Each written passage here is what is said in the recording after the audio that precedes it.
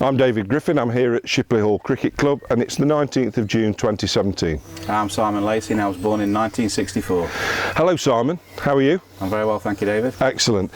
We're up here in this marvellous setting of Shipley Hall Cricket Club, and I've got to admit before we start that the two of us know each other from way back when we used to play on this ground together when we were young. But going back to when you were young, what were your when did you first get involved with Shipley Hall Cricket Club and what was that involvement? How did it all come about? Okay, well I started playing cricket at school in the mid-70s. And then my mother knew the first team captain's mother. She actually said that I was interested in playing for a club and not just at school. I was asked to go to the winter nets with all the adults with a view to starting up a junior team. I went to the nets, I was pretty awful, but they were still interested in getting a junior team together. And I got a few mates who wanted to play cricket for a club, and obviously Mr. Griffin interviewing me was in a similar situation. He was at school with another boy who also wanted to play club cricket, and so between the two boys with friends we started a junior team for the first time at Shipley, and that was in 78 I think. So we're talking about 4 decades of involvement in the club. That's right. Yeah. You're a bowler?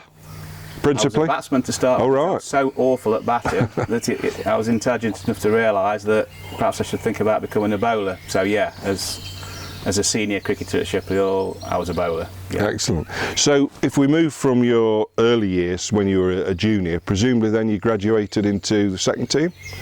Yeah, it was my first involvement was scoring for the first team. Right. That first season. I spent an entire season scoring for the first team, and then I went away to university, so I didn't play very much at all. Just Sundays in summer, late summer. But then when I packed in university, I got into the second team on Saturdays, played for quite a few years in the second team, and then I was secretary of the club as well, and I decided that it'd be a good idea to have a third team because we've got quite a lot of players. So I dropped down from the second team to run the third team. I was captain. Right. I ran the whole thing basically as secretary.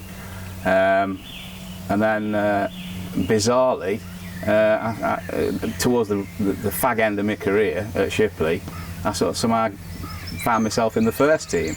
And I had 2 or 3 really good years in the first team, really enjoyable years in the first team. And I suppose it's because the type of bowler I wasn't fast and I didn't spin it, and I was just a real sort of thinking type bowler, and age didn't really come into it as such.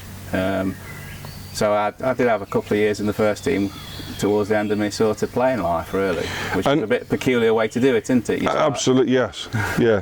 Were there any what you'd class as triumphs along the way? You know, there must have been periods where either Shipley was successful or you yourself were particularly successful. 1990 was a big season. We were still in the Central Derbyshire League then. And I mean, the first team did the double, the second team won their division and were runners-up in the cup, and we just seemed to be full of talent, and it was just such a great season. We hardly lost any games over the course of the season at all, and that's one of the seasons that I really think back to. And then we came into the County League in '92 with all the other, well, most of the other Central Derbyshire teams, and that first season also sticks in my mind as well. The first team won their division, losing only 1 game, and we won our division. The second team won our division, losing only 1 game. So again, we've joined a new league. We said all along we were too low, and we pretty much proved it in our first season. Right. So that was really enjoyable, that was. Really. And during your time here at Shipley, there must have been some outstanding cricketers that you played alongside. Who were the ones that over 4 decades stand out, the names, and what did they do? They're batsmen, keepers or bowlers? When I first came down here, there were 2 absolutely awesome players in the first team. It's fair to say they were two of the best players in the entire league. There was Melvin Wood, who had played for Nottinghamshire second team when he was younger, and he bowled sort of big in-duckers at a good pace as well, and he hit the ball miles. A really technically correct player, proper cricketer. And then the other one was David Cockayne, who was a little bit different to Mel, in that he wasn't so technically correct, but just a fantastic eye, a marvellous ball striker. You know, anything slightly short, I just got visions of him hitting over the score box. You know, if I was scoring, I can just see the ball flying towards me. They probably were the best pure cricketers. I mean, just awesome players. If there'd have been a League 11 then, they'd have both walked into the League 11. Really? They were that good? Yeah. And people used to come down and say, "Is Mel playing?" That was the first question. You know, is Mel Wood playing? Yeah. He was feared throughout the league.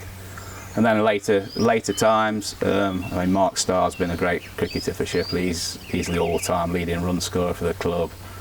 And his captaincy coincided with our strongest teams when we were in the Premier League, Derbyshire Premier League, and top level of the County League.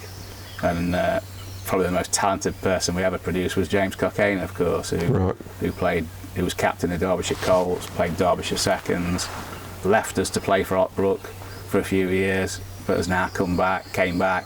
Again, we were quite successful, we got to the semi-final of the Village Cup, and he's now chairman of the club. So he's probably the most talented guy we ever produced. That's David Cockayne's son. Of course, yeah. A proper dynasty, really, of that family. Lots of Cockayne. Yeah. Is that something that Shipley Hall... as well, to be yes. Is that something that Shipley's always had, this sort of the family dynasty thing sort of running through it?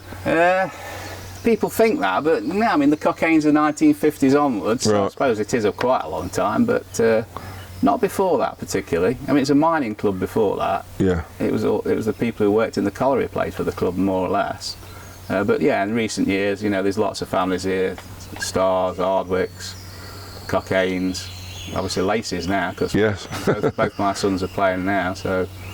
And you alluded then to the history of the club, and you talked about mining and everything else, and I know that we're going to talk sometime later about another project in relation to cricket that you've been involved in, but you're very heavily involved in the history of this particular club, aren't you? Yeah. So what can you tell us about Shipley Hall Cricket Club, because you talk about a colliery, and obviously you and I both know something of the history of the area, but what you know, we sit here today, it's tranquil, it's peaceful, it's quiet, but we're sitting on top of coal. Yeah. So how did this club come about? Well, bizarrely, it wasn't a mining club to start with. It was Shipley Hall, and it was the club for the people who worked in the hall and on the estate. It was an estate club, really.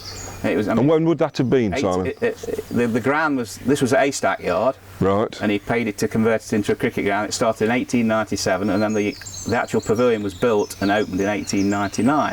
And for the first 3 or 4 years, it was exclusively people who worked on the estate. You know, gameskeepers and people who worked in the hall. But there were lots of miners around, and the miners were talented, and the miners were good players. Of course, yeah. And very, very quickly it became a mining team, a colliery team, and very, very quickly after that it became 2 colliery teams, a first and a second team, and it was supported by the colliery.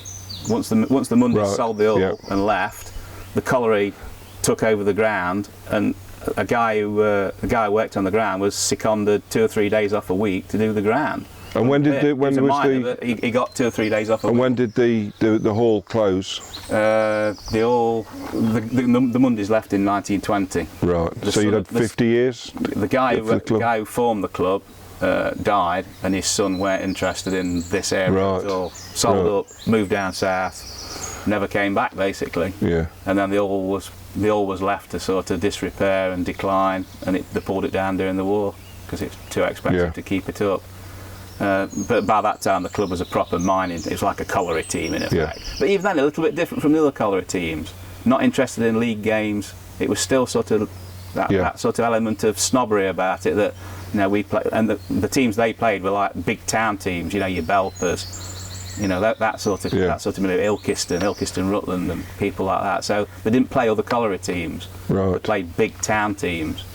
And then after the war, obviously the pits were nationalised, and then there was no more support for the cricket club then once the pits were nationalised, and it became a private club at that point, and then the membership became much more diverse. The miners drifted away because there weren't any miners anymore. And so where do you recruit from now, Simon? Where do your players come from now? Right. Just locally, you know. The Shipley's a very, very, very small community, obviously. Yeah, I mean, most of the members will be from Ilkeston and Ena and that sort of, you know, from the immediate vicinity, I would say. And we've got a strange disparity of West Hallam juniors, because I live in West Hallam. Right. Both my sons go to West Hallam schools, but all their mates play down here. Right. Excellent. So we've got. We won't call it poaching then, but. No. And bringing us right up to date now, because your playing career, I understand, is largely finished now. I think you turn out occasionally. Yeah. So what's your primary role role now at Shipley Hall? I'm now the junior coordinator, and that sort of says, it is what it says. I run all the junior setup, basically. I organise the nets, the training, the fixtures. We've got 3 junior teams at the moment, and I'm like assistant manager for all of them. Right. So we've got a manager for each team, but I'm like the second contact in all those teams, and I try to get to most of the matches.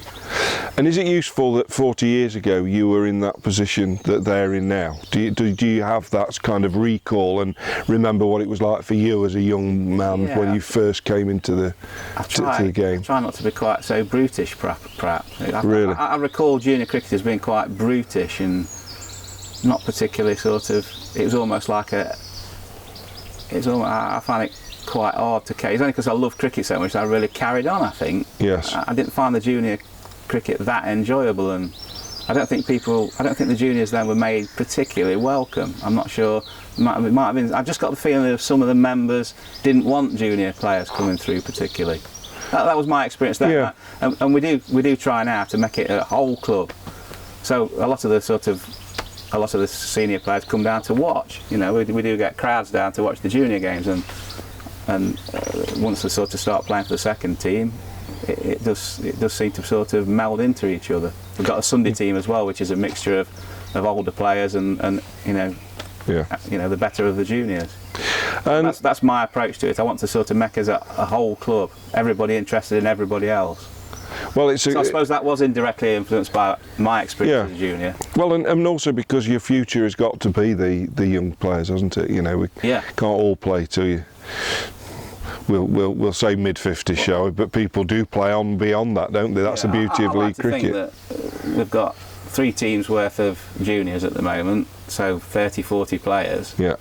The youngest of which are sort of 10 and 11. So that means we should have teams for the next 20, 30 years, without even having to try and recruit people. Yeah. We've got the players coming through anyway. Excellent. And that secures the future of Shipley Hall Cricket Club, hopefully. And the last question I want to ask you was we talked about great players and we talked about the players that have been graced Shipley Hall. There must be some characters as well that spring to mind. People. I mean, I remember personally when I was playing here with you as a kid, people like Jim Sumner and Jack Fitchew and Peter Young. There must be some characters. Any that stick in the. I'm sure there's lots stick in the memory, but just a couple for us. Well, Robin Pratt was a bit of a legend at Shipley, and then he went on to play elsewhere as well. But I mean, he was such a sort of noticeable figure anyway. You know, long hair, beard, when long hair and beards weren't particularly fashionable, and he was just a bit of a wild guy, really. I mean, he was a brilliant spin bowler, leg breaks, big leg breaks, and he did have. He went to play for Eden, and he had quite a bit of success at eye level there. But very temperamental. You know, I've seen him kick stumps over, and he also had he's not a man to be messed with. If you sort of like did something to him, you get it back in spades. You know, you get your gloves filled with blancmange and things like that. He was quite. If you did, if you sort of said something or did something to him, he'd get you back. And then the other big guy, the big larger than life guy, was Bob Wilkinson. He was an absolutely brilliant guy to be around. Absolute scream. I mean, there's a lad came down to join the club, and he thought it was highly amusing. There were some A-bales in the field opposite, and he put an A-bale in Bob's car. And we all said to him, just take it out and go and apologise and say sorry. And he's like, oh, what's he going to do? What's he going to do? And basically Bob sort of got to his car and put sort of like Gorgonzola in his engine. So the car, once he turned his ignition on, there was like a stink in his car for weeks, and he kept coming in saying, "I can't understand why the car's stinking out so much." I said, I've cleaned it everywhere. So, he'd been cleaning the inside of his car, and basically it got sort of like cheese sort of in his engine. Marvellous. So they're the funniest guys, really. Well, Simon, it's been a pleasure to come and talk to you. Clearly, you've got a passion and a knowledge of Shipley Hall Cricket Club. Thank you ever so much. No problem.